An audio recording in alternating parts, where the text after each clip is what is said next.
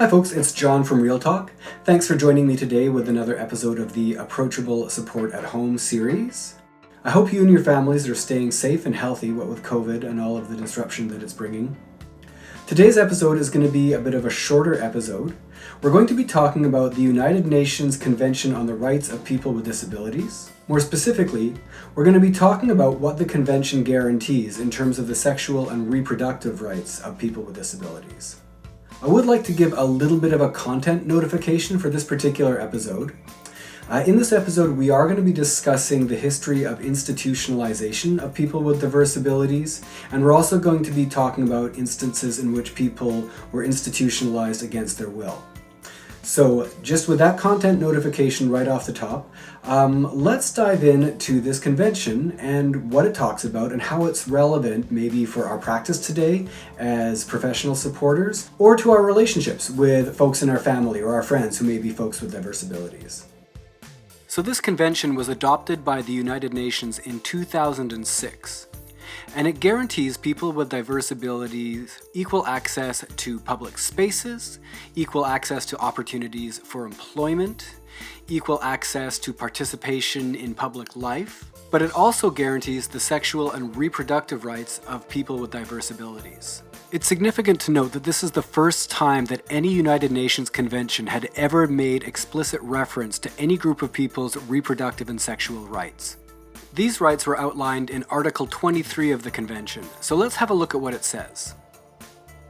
Article 23, Section 1 says, "States parties, that is, the signatories of this convention, shall take effective and appropriate measures to eliminate discrimination against persons with disabilities in all matters relating to marriage, family, parenthood, and relationships on an equal basis with others, so as to ensure that A.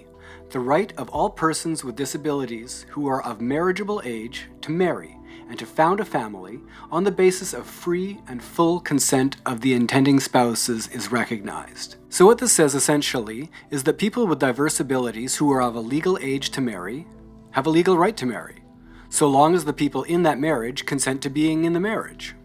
Now, the reason why this is laid out and positively affirmed in the convention is because people with diverse abilities who are of legal age to marry have historically often been prevented from marrying. B. The rights of persons with disabilities to decide freely and responsibly on the number and spacing of their children and to have access to age-appropriate information, reproductive and family planning education are recognized, and the means necessary to enable them to exercise these rights are provided. Now, this means that people with diverse abilities have the right to certain pieces of information. This includes information on how their bodies work and how sexual intercourse can lead to pregnancy and to children. It also includes information on contraception and how people can have sex without having children if that's not something they want. And this convention also guarantees the rights of people with diverse abilities, the means to exercise these rights. That is to say, it guarantees them the things that they need to have in order to exercise their rights either to have children or to choose not to have children. So for example, it means that if a person with diverse abilities wanted to have sex but not have children, this convention guarantees that they would not be denied access to contraception. Now again, these rights are positively affirmed in this convention because historically, people with diverse abilities have been denied access to information about contraception, they've been denied access to information about how pregnancy and childbirth occurs, they've been denied access to the means of controlling their own fertility. And in fact, that point is underscored in Section C. Persons with disabilities, including children, retain their fertility on an equal basis with others. Now what that means is that people with diverse abilities retain the right to their own fertility. That is, they retain the right to their own ability to have kids, if they want to have kids, or to not have kids, if they don't want to have kids. Now this right is positively affirmed in this convention because historically, people with diverse abilities have not had full autonomy around their own fertility. That is, they've been subject to forced vasectomies and tubal ligations to prevent them from being able to have children. They've been placed on birth control methods without their knowledge or consent, and they face social prejudices that people like them shouldn't be having children, and those prejudices can show up in all sorts of ways, such as a lack of representation of people with diverse abilities being parents, And even in sexual health education programs aimed at folks with diverse abilities, that when discussing contraception, take it as a given that of course they wouldn't want to have kids. Now, I think the reason why the UN for the first time included specific reference to the sexual and reproductive rights of folks in this convention is that so many of the hardships that folks with diverse abilities have had to endure over the years, things like institutionalization, or not having the same freedom of movement as the rest of us, or being forced or strongly encouraged to get on birth control, have as a common theme the desire to control the sexualities of folks with diverse abilities. When we look at the transcripts of the legal proceedings that are leading to folks with diverse abilities being institutionalized in the 20th century, a common theme that keeps popping up is the specter of sexual threat. Men with diverse abilities are often portrayed as being potential sexual predators in a community and therefore a danger. Women with diverse abilities are often portrayed as being potential threats to the morality of a community. The idea being they might be willing to have sex with just about anybody, and that would present a moral threat. As well, it could put the woman herself at risk. Ironically, institutionalization was presented as a way of keeping someone with diverse abilities safe from sexual violence. For anybody who's interested in doing a deeper dive into this history of institutionalization, sexuality, and diverse ability, I'd recommend a podcast by National Public Radio in the USA called The Hidden Brain. They have an episode called Emma, Carrie, Vivian, How a Family Became a Test Case for Forced Sterilizations. It's fascinating, it's infuriating in places, and it's about 40 minutes long, so maybe pop it in next time you're commuting somewhere. So one of the things that's sort of significant about this convention is that most organizations that support folks with diverse abilities publicly affirm their support of this convention. And a lot of the work that our organizations do is focused on trying to make sure that these rights that are outlined in this convention for folks with diverse abilities actually come to pass. Our organizations are invested in making sure folks with diverse abilities have access to the community.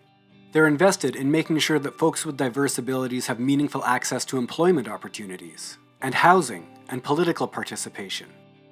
None of these rights would be considered particularly controversial amongst any of the organizations that employ us. But many of us might be surprised to know that the organizations that employ us, or provide services for our family members, are also publicly affirming a convention which says that folks with diverse abilities have an equal right to get married and start families, that they have an equal right to get sex education and to get contraception if they want it. The reason some of these rights might be surprising is that we can probably all point to ways in which the organizations that have publicly affirmed this convention still actually get in the way of people exercising their rights when it comes to sex, sexuality, reproduction, family planning. So maybe let's just take a quick moment and reflect on some of the ways that the programs that we work for, or the organizations that we work for, or the organizations that provide services for our friends or family members might actually get in the way of some of these rights. I know for myself, one way in which I see these rights being infringed upon is that I'll see folks with diverse abilities who are in romantic partnerships for years and years, sometimes even decades, and they've expressed an interest in getting married or living together, and for whatever combination of reasons, it's simply not something that is allowed to happen for them. They're allowed to see each other during the day-at-day program, perhaps they go to Special Olympics together, perhaps they go on some dates on the weekend, perhaps their families or friends or staff are being really creative about making time for them to have those romantic moments with one another. But ultimately, at the end of the day, they go home individually to their own places rather than go home together. Now, many of our organizations do a lot of work around providing access to employment for folks with diverse abilities. And we realize that there's sometimes considerations that we have to take into account when we're supporting somebody around employment. For example, maybe somebody doesn't read too well. That doesn't mean that they shouldn't have the right to have a job. It just means that a job that involves a lot of reading probably wouldn't be the best fit for them. In the same way, if we're going to be supporting folks around their sexual and reproductive rights, there might be some considerations that we have to take into account. For example, some folks might struggle to remember to take a birth control pill every day, so that might not be the best contraceptive option for them. Some folks might not have had the experience of living independently without family support or staff support. So if they move in with their partner, they might need some new methods of support around that.